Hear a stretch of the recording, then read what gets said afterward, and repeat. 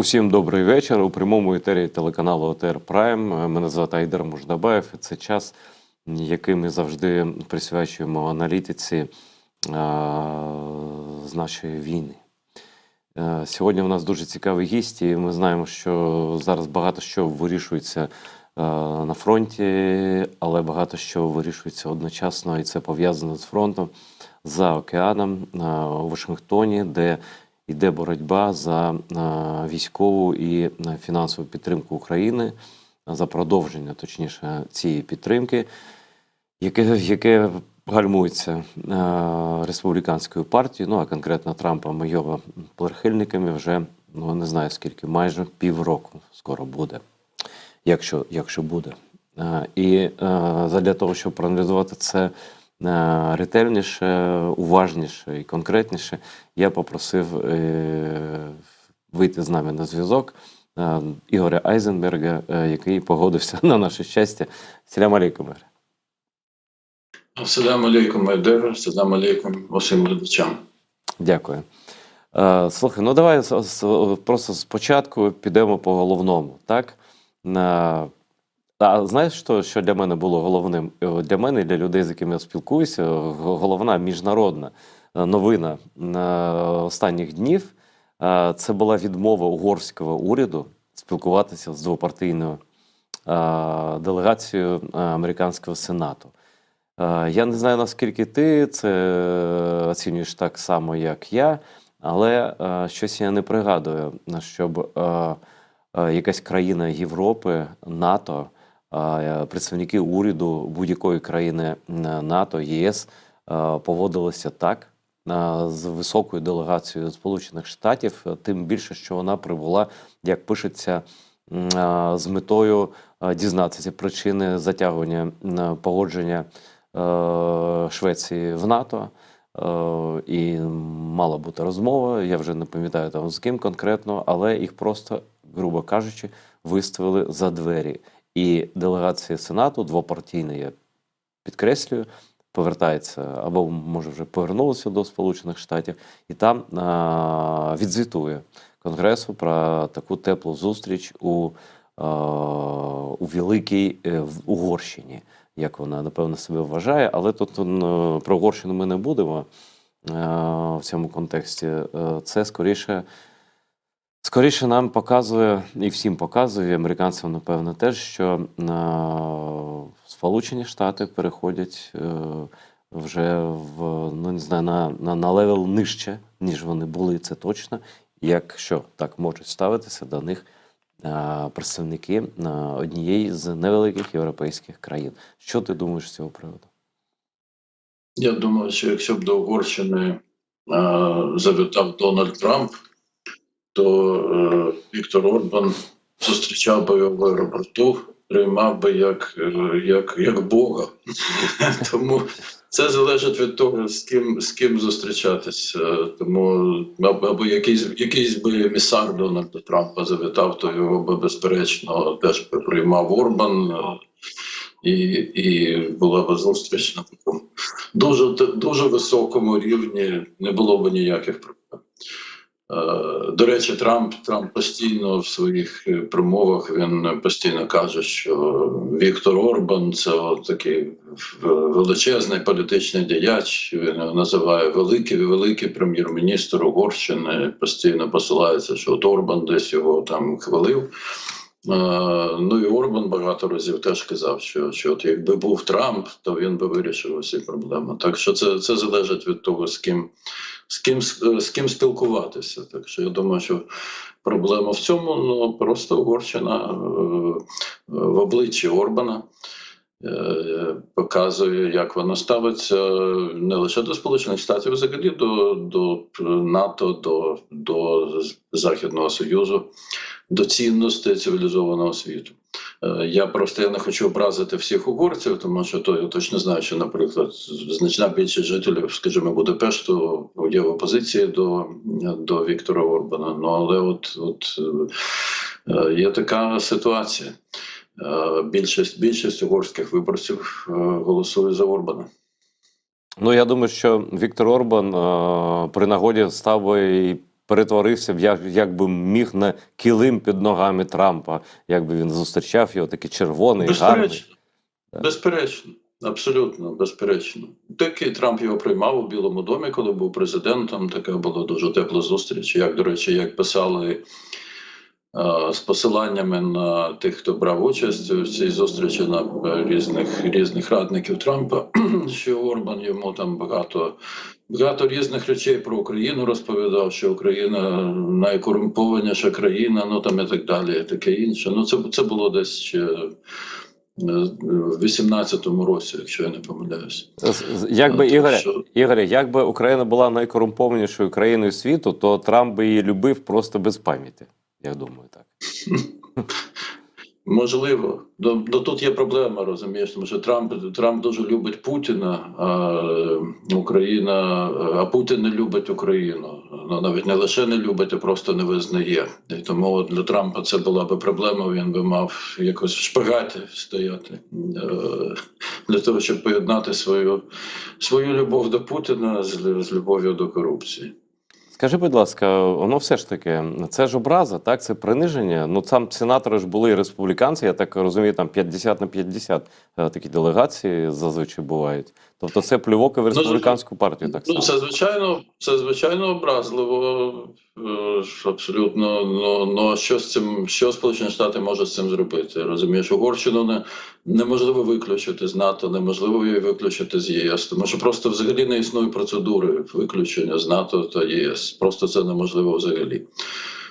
Так що це проблема того, як Угорщину приймали в НАТО, тому що це до речі, країни НАТО з Західної Європи не були одностайними в тому, що треба швидко приймати країни Центральної Європи до НАТО. Тобто, з одного боку, це забезпечувало їхню безпеку від Росії, а з другого боку, країни Центральної Європи на момент, коли їх приймали до НАТО, вони не були сталими демократіями. І от Угорщина якраз і довела, що як можна було рухатись від комуністичного тоталітаризму до демократії, так можна рухатися назад у тоталітаризм, але вже не комуністичне, а такого дуже правого гатунку.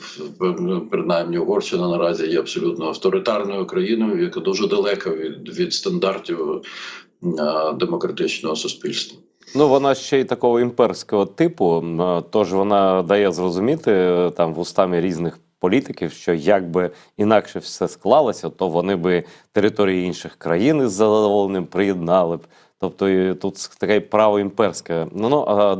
Але це не головна тема. Про Угорщину, на жаль, усі знають. І подивимося, яка буде реакція Конгресу на цей демарш фактично. Але повернемося, якщо буде твоя ласка, до Конгресу. Ось просто я прочитаю новину, фактично дослівно. Це Байден. Президент США Джо Байден вважає, що вранці 17 лютого українські військові були змушені вийти з Авдіївки через нестачу боєприпасів та скорочення інших запасів. Він наголосив, що це трапилося внаслідок бездіяльності Конгресу і призвело до перших помітних успіхів Росії за кілька місяців. Байден у суботу зателефонував Зеленському, щоб підкреслити зобов'язання Сполучених Штатів продовжувати підтримувати Україну перед дворіччям жорстокого вторгнення на Росії. Кінець цитати. У телефонній розмові він також наголосив на необхідності для Конгресу терміново ухвалити законопроект про додаткове фінансування національної безпеки для забезпечення українських сил. Президент Байден підтвердив сильну двопартійну підтримку в уряді США та серед американського народу, суверенітету та територіальної цілісності України. Він також закликав накласти витрати на уряд Росії, щоб притягнути його до відповідальності за свої дії. Тобто, читаємо за сенсом, так, але не лише за формою. Є стала підтримка, двопартійна підтримка у Конгресі. Тут мається на увазі Палата представників, бо Сенат вже проголосував більшістю там 70, здається, проти 100. Так? Тут, 70. Так. 70 проти 29. Одного сенатора не було на засіданні. Зі 100 сенаторів, тобто стала більшість. Тобто більше, ніж 2/3. Далі. І Ненсі Пелосі, колишня спікерка Палати представників, і Байден ось у цій промові, І багато хто каже, немає проблем. Конгрес підтримує гроші для України. І опитування нам теж доводять, що американці, більшість і республіканських виборців, і демократичних, і загалом виборців, там більшість теж доволі серйозна за продовження підтримки України, тому що вони вважають, що це в національних інтересах Сполучених Штатів, безпеки Сполучених Штатів. І що ж виявляється, що всі ці процеси гальмує одна єдина людина, це шестірка Трампа Майкл Джонсон, спікер, і сам Трамп. І все ці дві людини фактично керують зараз політикою, через яку відбуваються такі абсолютно негативні події, ганебні події на фронті в Україні, ганебні не для української армії, а для наших партнерів і в першу чергу для Сполучених Штатів. Бо якби підтримка вже була, то європейці, напевно, б долучалися б швидше. Ну, не знаю, як було, але ми ж розуміємо, про що з Конгресом. Дивись, в Сполучених Штатах люблять казати, що вибори мають наслідки. Ну от громадяни Сполучених Штатів обрали в листопаді 22-го року ось таку палату представників, де республіканська партія має таку малесеньку більшість в кілька місць. Але це надає їй можливість диктувати умови. Тому що справа в тому, що регламент Палати представників, він складений таким чином, що партія більшості, вона отримує все. Вона отримує головування в усіх комітетах, вона отримує більшість в усіх комітетах, вона отримує посаду спікера, і вона диктує умови. Тобто права меншості в Палаті представників, вони набагато менше захищені, ніж, скажімо, права меншості в українському парламенті. Тому що такий от регламент. Він надає більшості право диктувати умови і керувати всім. Єдине виключення – це комітет з етики. Хоча голова комітету є з партії більшості, але рівна кількість республіканців і демократів завжди в комітеті з етики. А щодо взагалі підтримки, дивись, якщо ми подивимося опитування серед республіканців, зареєстрованих виборців республіканських, то це приблизно 50/50. Насправді, це треба визнати, що приблизно половина республіканців зареєстрованих, вони не підтримують допомогу Україні. Але якщо би спікер Джонсон поставив порядок денний, він визначає порядок денний. Знову-таки, згідно регламенту, порядок денний Палати представників визначає її спікер. Тобто він вирішує, які законопроєкти розглядаються, які не розглядаються, коли розглядаються. От в українському парламенті Рада вирішує голосуванням, що ставити до порядку денного, що не ставити до порядку денного. А в Палаті представників це вирішує спікер. Якби він поставив до порядку денного цей законопроєкт, от HR 815, який був прийнятий Сенатом, то, звичайно, що законопроєкт був би схвалений більшістю голосів двопартійною. В цьому немає сумнівів. Хоча було б багато голосів проти, я можу просто, якщо глядачам цікаво сказати, що є приблизно 100 дуже правих або ультраправих республіканців, які би, напевно, усі голосували проти.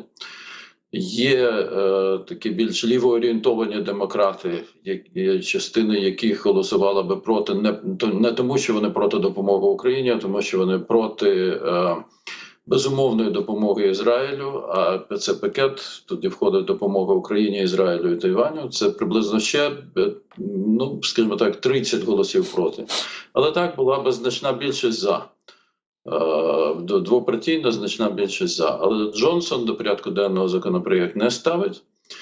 І я думаю, що тут грають роль два чинники. Чинник перший – це Трамп, тому що Трамп не бажає, щоб цей законопроєкт був схвалений. Джонсон орієнтується дуже сильно на Трампа. Чинник другий – Джонсон постійно думає про своє політичне майбутнє.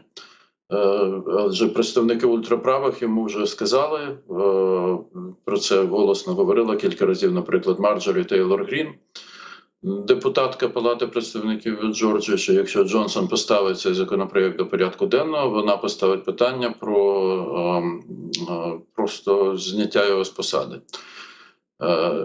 І не треба забувати, що колишній спікер Маккарті, коли його обирали спікером, він для того, щоб його підтримали ультраправі, він погодився змінити регламент Палати представників.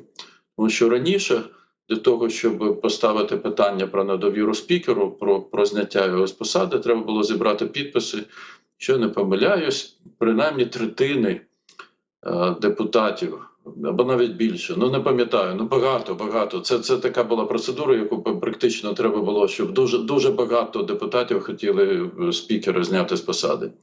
А Маккарті погодився на те, що будь-який депутат у будь-який момент, без будь-яких підстав, міг поставити питання про просто позбавлення спікера його посади. Саме Маккарті так і позбувся своєї посади.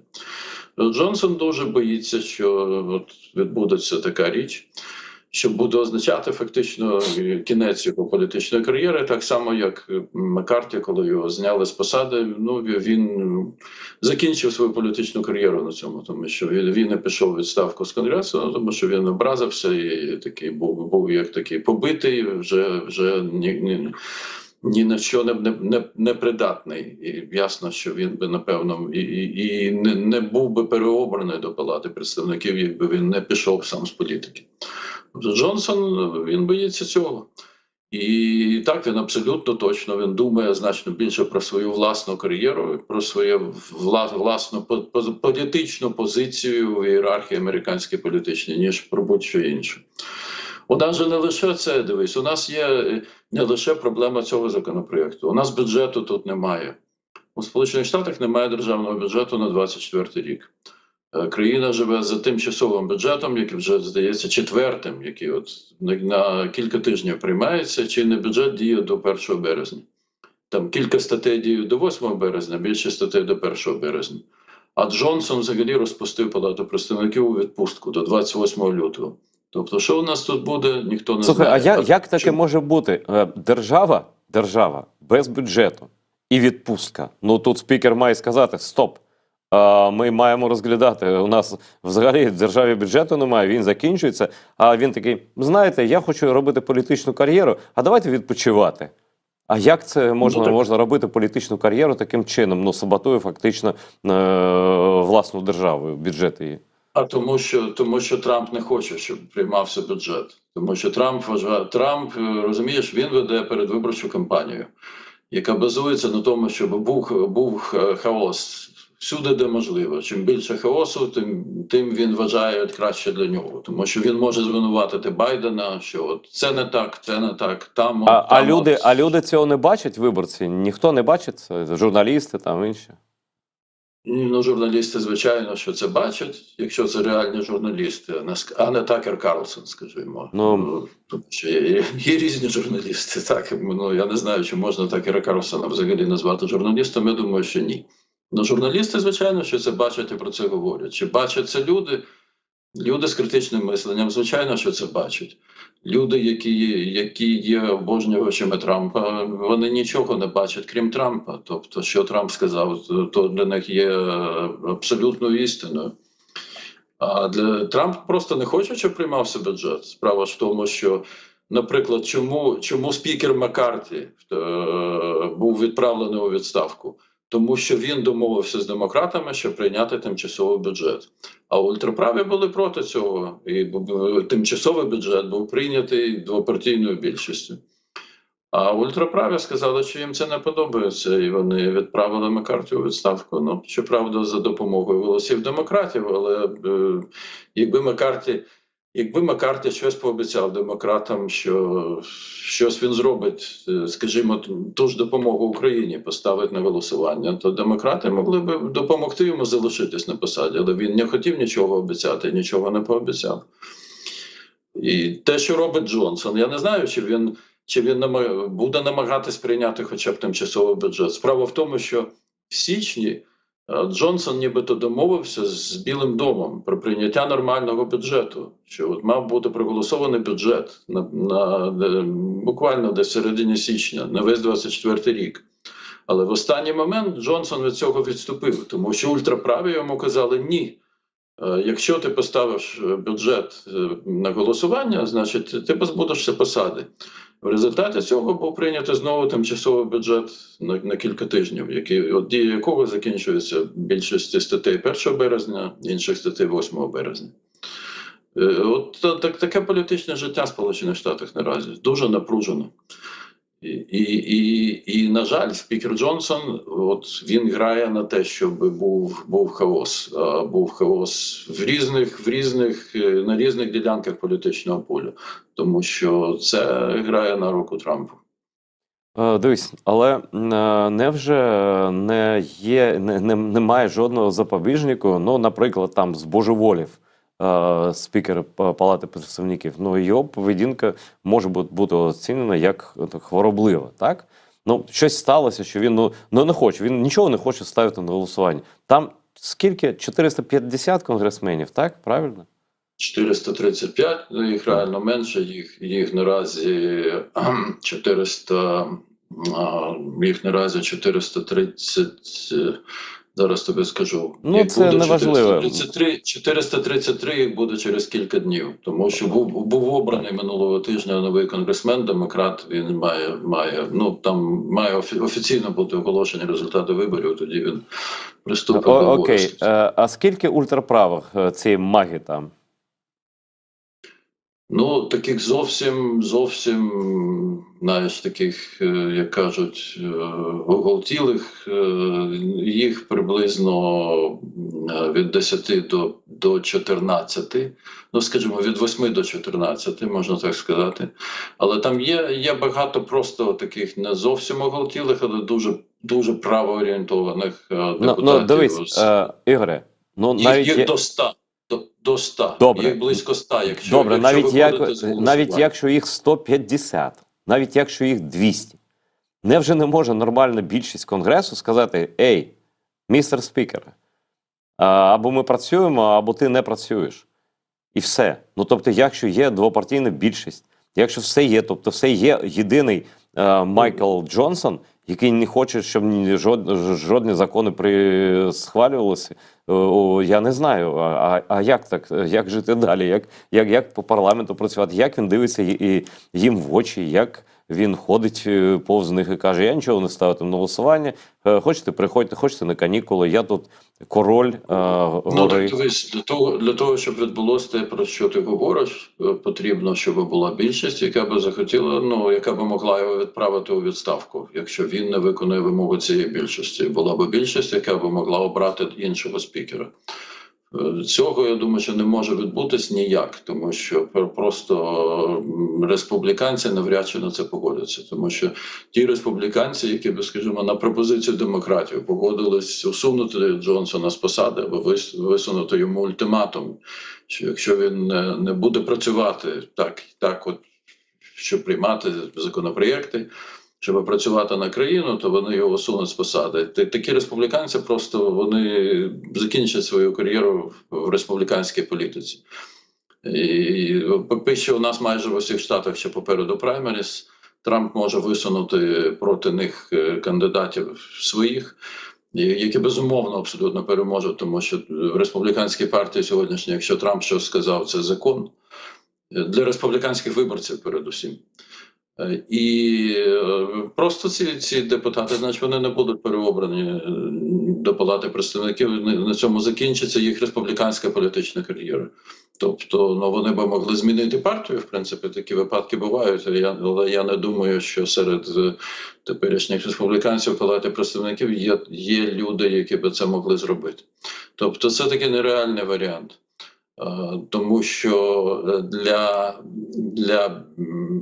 республіканських депутатів для них важливіше зберегти свої депутатські мандати, ніж будь-що інше. Для них важливіше, щоб Трамп мав можливість прийти до влади, ніж будь-що інше. Звичайно ж, там є люди, які розуміють усе, але знову-таки для них ось ця депутатський мандат для них важливіше, ніж будь-що. Тобто для них важливіше зберегти свої позиції у Палаті представників ніж щось робити, що могло би якусь небезпеку для їхнього переобрання нести.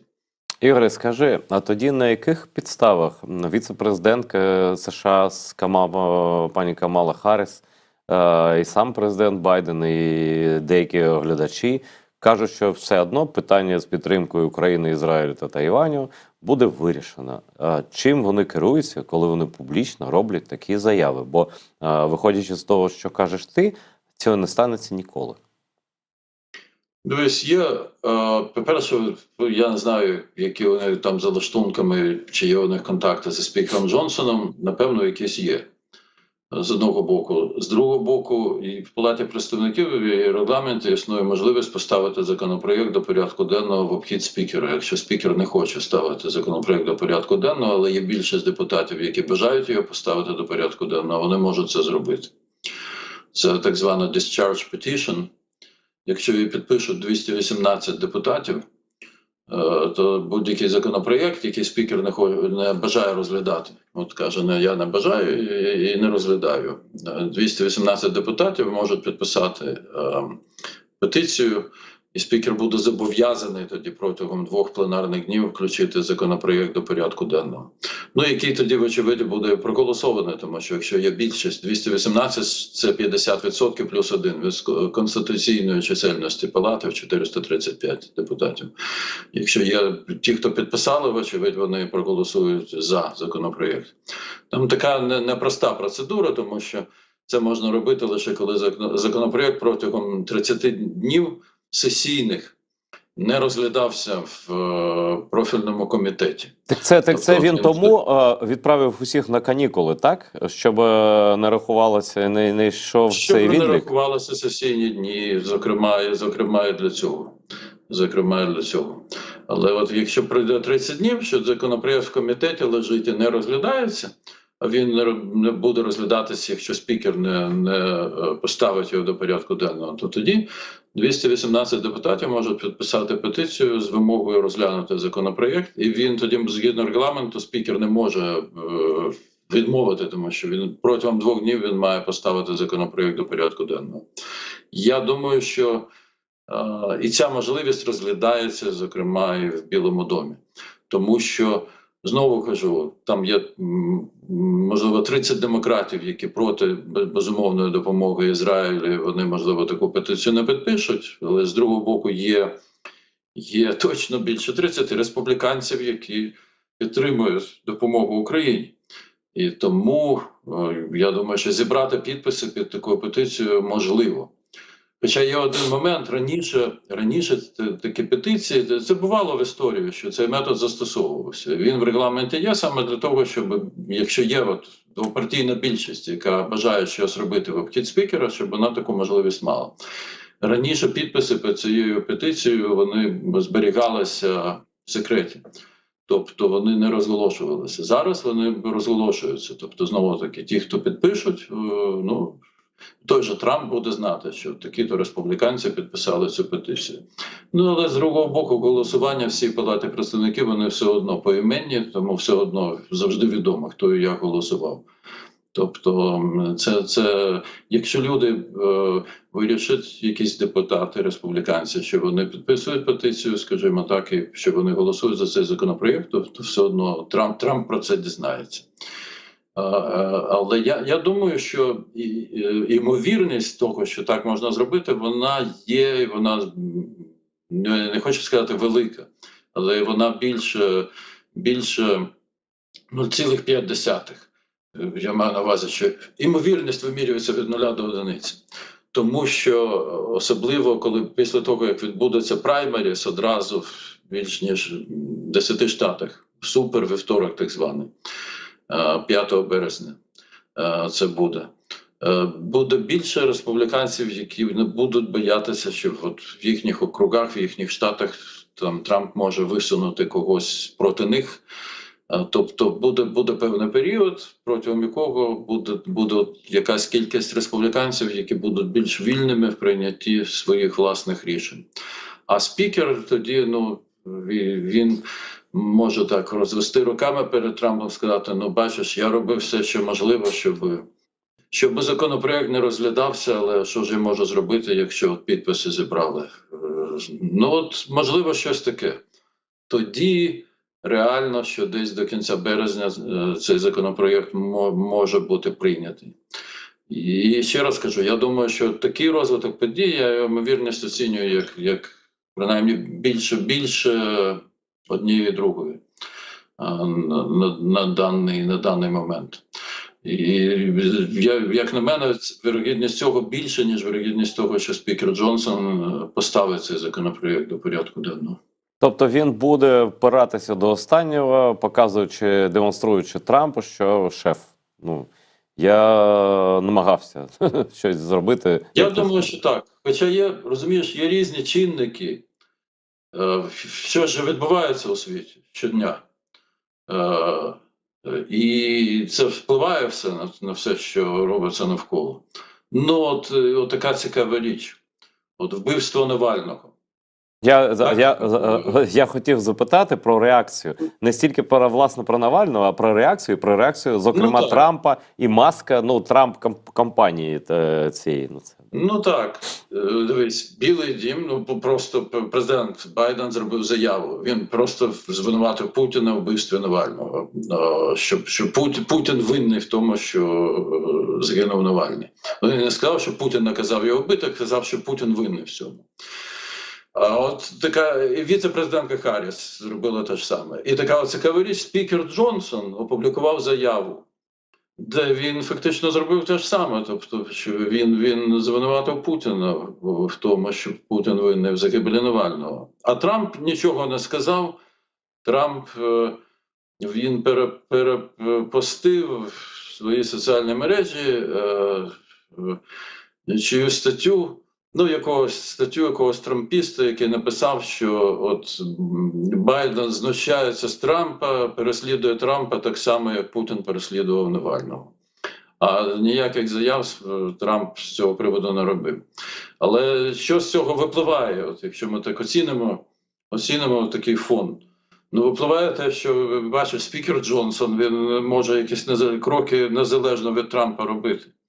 Тобто він вважав, очевидь, сам вважав за потрібне зробити таку заяву. Фактично, це заява проти Путіна. Тому що він фактично солідаризувався з Білим домом, з президентом Байденом і віце-президенткою Харріс. Тому що він зробив заяву, він не виступав, але це письмова заява, в якій він звинуватив Путіна в вбивстві Навального. Тобто в світі ж відбуваються різні події, які впливають на те, що роблять політики. Тому, може, спікер Джонсон кудись, якась мімікрія його може бути в якийсь правильний бік. Розумієш, є ж якісь пороги, якісь червоні лінії, які все ж таки, я не кажу політичні червоні лінії, але червоні лінії певні, які людина може для себе окреслити сама, і які перейти неможливо. Тобто, я не хочу сказати, що через вбивство Навального спікер Джонсон поставив цей законопроект до порядку денного, але от він показав, що він може робити заяви, які точно не сподобаються Трампу. Тому що, ну, Трамп жодного разу за всі роки, що він у політиці, в тому числі за 4 роки, що він був президентом, він жодного разу взагалі не сказав нічого поганого про Путіна, що Путін у чомусь винний, що Путін зробив щось погане. А спікер Джонсон зробив доволі різку заяву. Тому треба дивитися, от, що відбувається далі. І я думаю, що коли віце-президентка Харріс, вона каже про те, що тут вона впевнена, що законопроект буде прийнятий. Ну, напевно, якісь відбуваються за лаштунками контакти між Білим домом та спікером. Про це журналісти, ну, якщо дізнаються, повідомлять, ну, але не обов'язково не можуть про це дізнаватися одразу, як такі контакти відбуваються. Тут дуже все закручено, дуже все драматично, а може з ним поговорить там пастор в церкві, куди він ходить, він кажуть віруючий, може мама, щось скаже йому. Ну, він, як кажуть, релігійна людина, дуже релігійна, спікер Джонсон, тобто він християнин, євангеліст. Знаєш, ну, якщо він щиро релігійна людина, то я думаю, що для щиро релігійних людей теж є якісь пороги, просто моральні якісь пороги є. Я ще раз кажу, я так само, як віце-президент Какарі, сподіваюся, що законопроект буде прийнято. Я думаю, що скоріш його може бути прийнято через ось цю петицію, і тоді це може відбутись десь ближче до кінця березня. І тоді спікер Джонсон Трампу скаже, ну, що я робив все, що міг, але от не зміг. Але через те, що от відбувається навколо в світі, і хто знає, що ще відбудеться, ми бачимо, що спікер Джонсон може висловлювати принаймні позицію, яка не співпадає з позицією Трампа. Подивимося, що буде далі. Це не передбачувано. Але Абсолютно. кажу ще раз, що я думаю, що цей законопроект можна схвалити ось через цей механізм петиції, поставити його до порядку денного. І тоді, очевидь, що ті, хто підпишуть петицію, вони проголосують за схвалення цього законопроекту.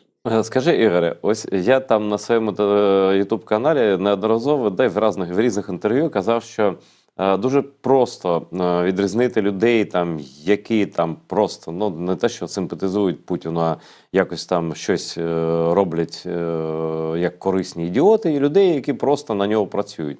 Люди, які на нього просто працюють, взагалі ніколи не скажуть жодного слова, тобто не порушать закон мафії, коли проти пахана не можна нічого казати. Ось зараз, ну, на мій погляд, не знаю, чи ти так на це бачиш чи ні, Трамп і Маск просто і Карлсон, так, вони чітко діють в рамках цього закону мафії. Нічого поганого про Дона. Ти знаєш, я думаю, що з одного боку ти правий, я з тобою погоджуюся. З другого боку, я думаю, що, зокрема, Маск і Такер Карлсон, вони використовуються Путіним як корисні ідіоти. Тому що вони є люди абсолютно щирих, дуже правих, ультраправих переконань. Ну, фашистських, так скажімо, просто. Ну, давай будемо от відверті, я не знаю. Чи Ні, ну, скажи, на Фейсбуці, якщо вжити слово «фашист», ну, там Фейсбук тебе забанить. Ну, я сподіваюся, що в етері каналу АТР нема такої цензури. Це фашистські реальні погляди, отакі були погляди Муссоліні. От Ілон Маск і Такер Карлсон, вони абсолютно щиро поділяють такі погляди. А для Путіна такі люди знахідка, тому що він їх може використовувати. Ну, слухай, дивись. а як тоді оцінювати повне мовчання щодо вбивства Навального? Та не важливо, Навального, не Навального, але там політичного в'язня, там першого гатунку, найвищого гатунку, його вбиває Путін, і всі це розуміють, але ці три людини не кажуть жодного негативного слова. Навіть Майкл Джонсон сказав, а ці ні, мовчать. Щось тут, мені здається, ну це моя думка, це вже трохи більше за корисний ідіотизм. Ну, тому що вони щиро вважають, що Путін, значить, що він зробив корисну річ, тому що Навальний, можемо я не хочу обговорювати Навального. В принципі, це, ну, людини вже немає. Так, але Навальний, я думаю, що ніхто з цим не буде сперечатись. Він був супротивником Путіна. Немає значення, як він ставився до України. От, він був реальним супротивником Путіна. Він виступав проти Путіна, проти його режиму. Деякі люди кажуть, що він був таким же. Можливо, якби він був при владі. Можливо, але в даному випадку ми ж не про це говоримо. Ми говоримо про те, що він був реальним супротивником Путіна та його режиму, його влади. І тому такі люди, як Маск, такі люди, як Карлсон, вони вважають, що всі, хто проти Путіна, вони проти них. Тобто, ну, дивися, якщо послухати, що Карлсон взагалі, що Карлсон видає в ЕТР, що він видавав, коли працював на каналі Fox, що він видає зараз, коли він там в колишньому Твіттері, Маск йому надав можливість мати фактично свій власний канал. Він на будь-які теми він говорить речі, ну, які можна було почути від Муссоліні наприкінці 20-х, 30-ті роки. це підтримується Маском. Ну, тобто вони є щирими прихильниками от таких абсолютно ультраправих фашистських ідей. Я думаю, що вони є прихильниками навіть не авторитарної, тоталітарної влади.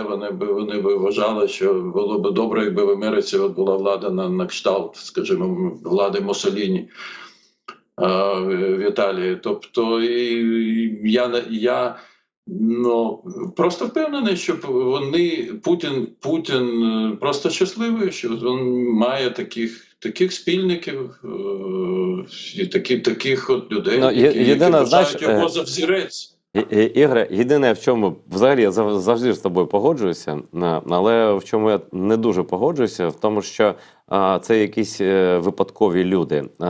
У Кремлі, особливо останні там десятиріччя десь, все побудовано так, що до Путіна взагалі не допускають людей, які не просто там, вони не просто мають казати, що ми любимо Путіна, вони мають бути пов'язані якимись інтересами спільними і пов'язані чітко. Тобто тут за помилку, ну тобто, як, ну, наприклад, дозволяють до нього прийти Карлсону, ну, як журналісту, типу. Я в це не вірю, я приблизно уявляю собі, як це відбувалося, як його перевіряли, як його співбесіди з ним проводили. І це не одна була співбесіда, і не дві.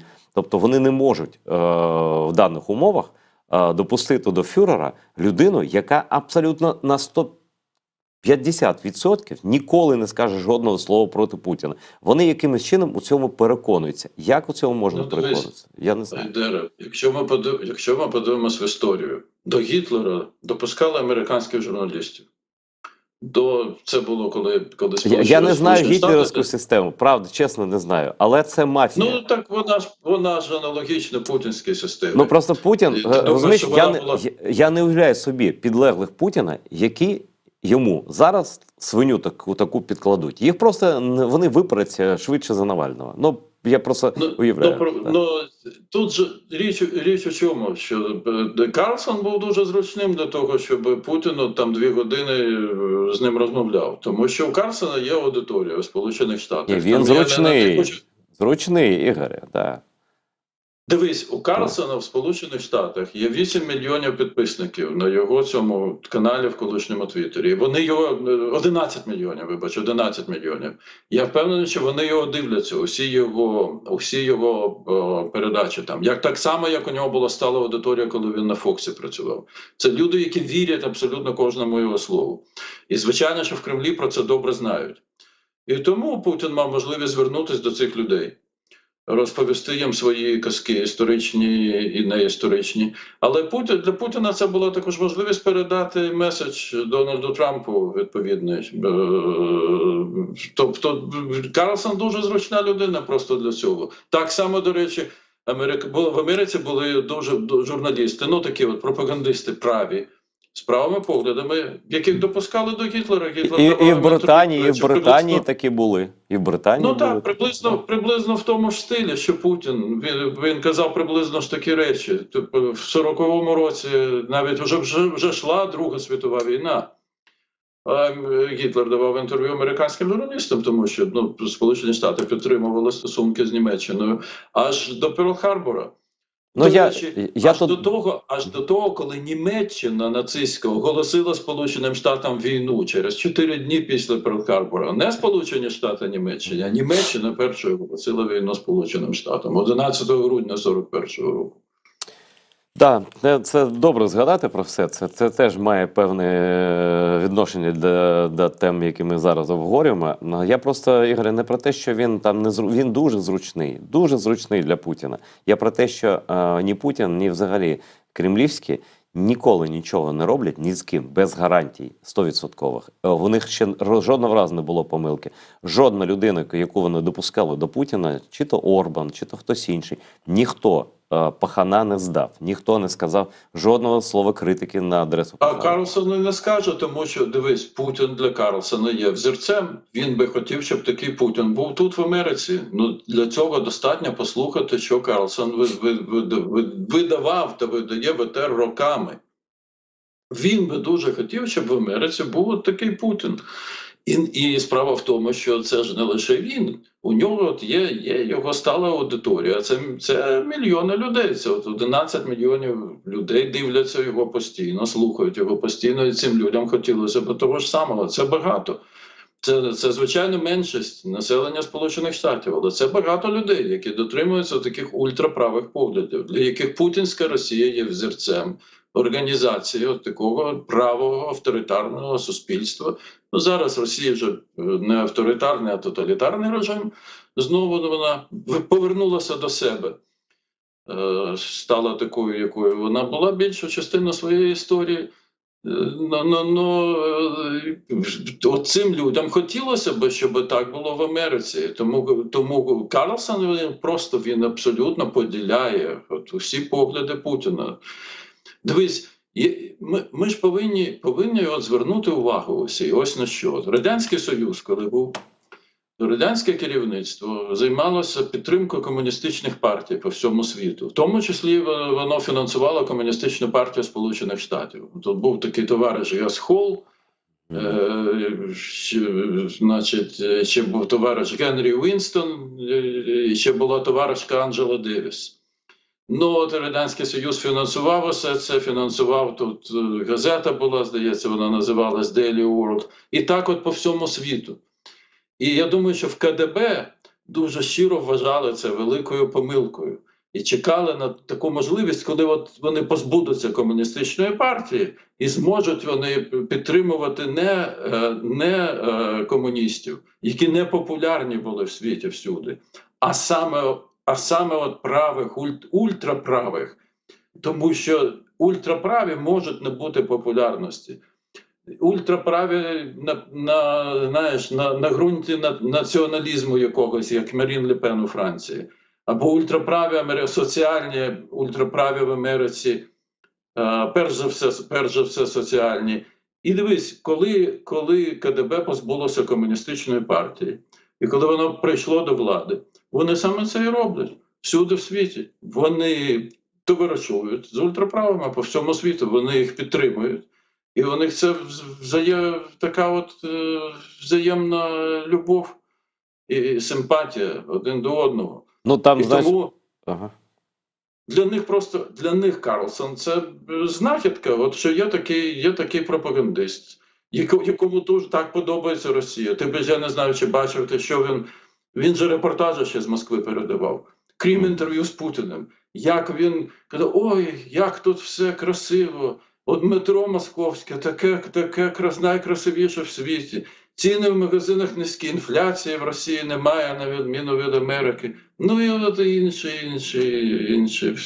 Ні, це абсолютно тобто, виглядає як якийсь там дежавю з сталінських часів, коли там приїжджали письменники західні, там журналісти, і на Беломорканал, там, і писали все, в принципі, одне те саме. Ну навіть у Леона Фейхтвангера, який є безумовно видатним письменником, от є така сторінка біографії, як він побував в Москві, навіть побував на процесі, здається, Бухаріна Рикова, написав потім книжку про це. Так він і так і не зрозумів. От навіть така розумна людина так і не зрозуміла, тому що у них тоді були симпатії до соціалізму, так вони і не зрозуміли сутності цього радянського так званого соціалізму. Ну, давай повернемося до головного партнера Путіна, до Трампа. Його дуже різко покритикувала його конкурентка на праймеріз. Напевно, вона програє ось у цей вівторок, про який ти вже згадував. Але вона точно така яскрава, не знаю, пляма на репутації Трампа, бо вона про всі його недоліки, про всі його вади відкрито, на відміну від тих боєгузливих там конгресменів, вона каже вголос. І вона сказала, що це просто дослівно, що в нього тремтять ноги, коліна, щоразу, коли він зустрічається з Путіним. І вона сказала, що Америка не може мати президента, який тремтить перед Путіним. І вона це сказала на мітингу, здається, або десь іще. А яка на це реакція взагалі? Взагалі не соромно там республіканським виборцям, що правда Трамп так перед Путіним, та, на мій погляд, не тремтить, а стоїть на колінах і в рота дивиться просто шестірка зразково. Це ніде нікому не тисне з американців, ну, з його прихильників там, або з республіканців взагалі. Дивись, з тих пір, як Трамп з'явився в республіканській політиці, це відбулося у 2015 році, коли він оголосив, що він буде висувати з президента. За 1,5 роки приблизно до виборів 2016 року. А особливо з тих пір, як він став потім президентом, республіканська партія дуже змінилася. В якому сенсі? Перш за все, змінився її склад. В Америці ж, розумієш, немає партквитків ніяких, але члени партії реєструються. Коли вони реєструються як виборці, вони можуть записати, що от я республіканець, або я там демократ, або я зелений, або я там партій насправді в Америці багато. Це люди думають, що їх лише дві, їх дуже багато. Насправді є, але лише дві реально конкурентні партії. І що це дає? Це дає можливість виборцям брати участь у праймері з відповідної партії. Так от, зареєстрованих республіканців наразі близько 39 мільйонів. Тобто це люди, які беруть участь в республіканських праймеріс, які голосують за республіканських кандидатів. І склад республіканської партії за часи перебування Трампа у політиці, він дуже суттєво змінився. Тому що з партії пішли дуже багато людей з поміркованими поглядами, скажімо, з правоцентристськими поглядами, з такими традиційними консервативними республіканськими поглядами. Вони просто змінили реєстрацію. Це не означає, що вони стали демократами, але вони просто зареєструвалися як незалежні, як непартійні. Якщо вони не партійні, значить в більшості штатів вони просто не беруть участі у праймеріс, але вони не хотіли асоціювати себе з партією Трампа. Натомість в республіканську партію прийшли люди, багато людей, це мільйони людей. Я не можу точно сказати скільки, але це багато. Це, я думаю, що не менше 15 мільйонів людей, які раніше могли взагалі на вибори не ходити, тому що вони не мали своїх кандидатів. Кандидатів таких дуже правих, ультраправих. Це люди, які мають такі щирі праві переконання, передусім в соціальному сенсі. І для цих людей Трамп став знахідкою, тобто він став відповіддю на їхній попит. Вони його щиро підтримують.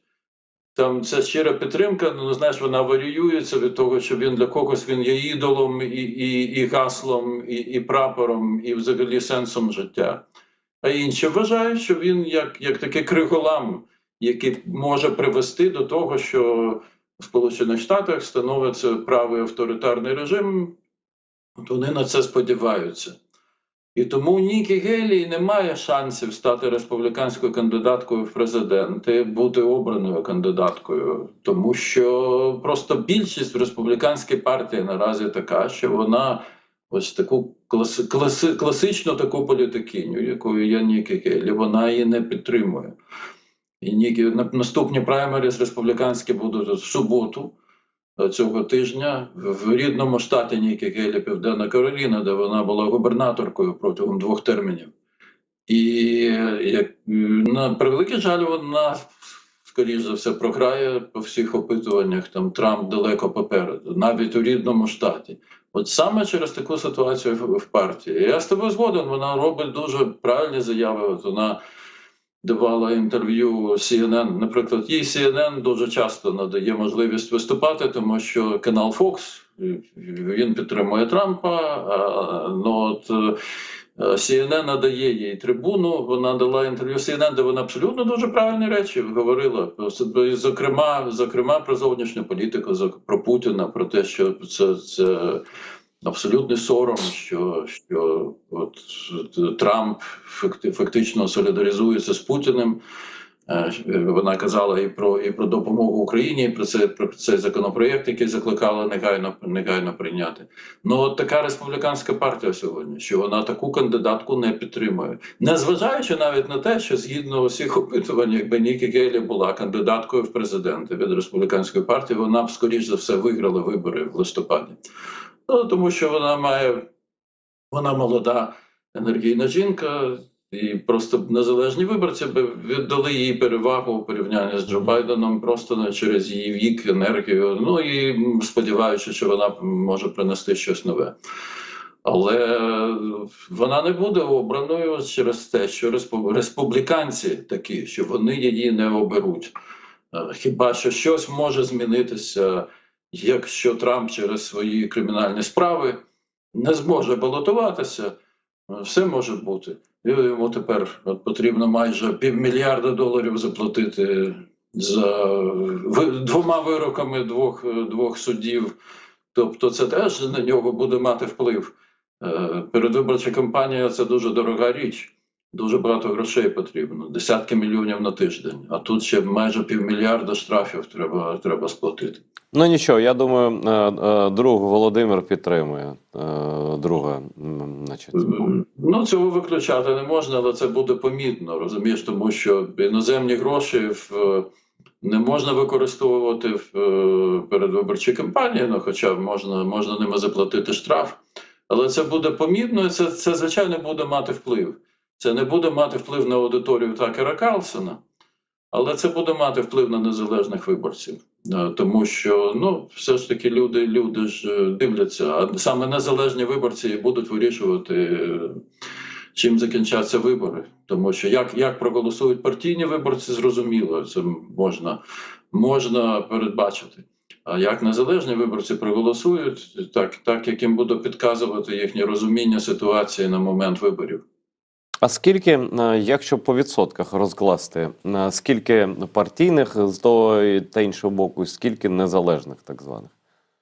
Ну, незалежних більше, тому що республіканців, я сказав, 39 мільйонів, демократів десь 45 мільйонів, 44-45. Тобто всього виборців десь 240 мільйонів приблизно, 230-240 мільйонів. Ну, але тобто незалежних виборців більше. А голосують скільки, нагадаю? Ну, приблизно. Не всі ж голосують.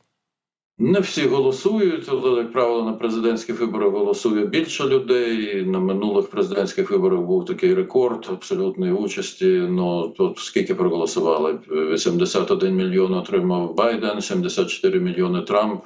Тобто це десь більше 60% людей голосували. І я думаю, що на виборах цього року буде приблизно те ж саме. А може зіграти тут фактор голосування проти? Ну, тобто, чи не залякав Трамп своїми висловлюваннями таких, зважених, поміркованих виборців незалежних? Я думаю, що на даний момент ні, тому що, оскільки вибори ще далеко, вони будуть в листопаді, а зараз лютий, що люди не думають предметно, от як вони будуть голосувати. І вони керуються там різними іншими міркуваннями. Скажімо, там цінами на яйця та молоко в магазині. Ну, реально так. Але ближче до виборів люди будуть саме керуватися тим, що вони чують від кандидатів, і тим, що від них можна очікувати. І економічна ситуація в Сполучених Штатах, вона насправді сприятлива дуже до Джо Байдена, тому що багато в чому завдяки його саме політиці в країні рекордно низький рівень безробіття, рекордно низький за 56 років. Останнє так мало безробітних було в 68-му році. Створюється постійно багато робочих місць, абсолютні рекорди б'є фондовий ринок. Тобто економічна ситуація для Байдена сприятлива. Ну, є інфляція, так вона є, але вона знизилась. Тобто темп зростання цін значно знизився за останній рік. Дякую дуже. Ну, чекатимемо насправді на вибори. Америка, так в Америці вже прийнято, що дійсно рішення остаточні щодо президентських симпатій, вони самі для себе люди схвалюють дійсно в останні дні, місяці, дні. Це традиція така, так є. Так, наше головне, щоб відбулося те, про що ми говорили в першій частині програми, тобто голосування за допомогу Україні. Дякую тобі, Ігоре. З нами був Ігор Айзенберг, професор зі Сполучених Штатів, наша людина. Дякую тобі, друже.